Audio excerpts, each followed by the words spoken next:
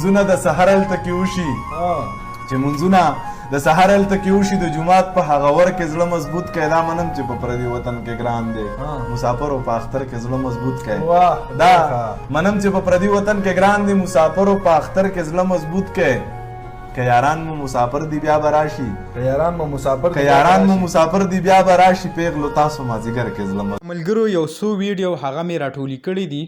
یعنی په سعودي عرب دوبۍ کم مسافرونه چې دي د هغو چې کم اختر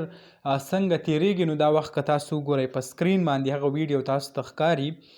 سړی پرې ډېر زیات خفه شي یعنی کم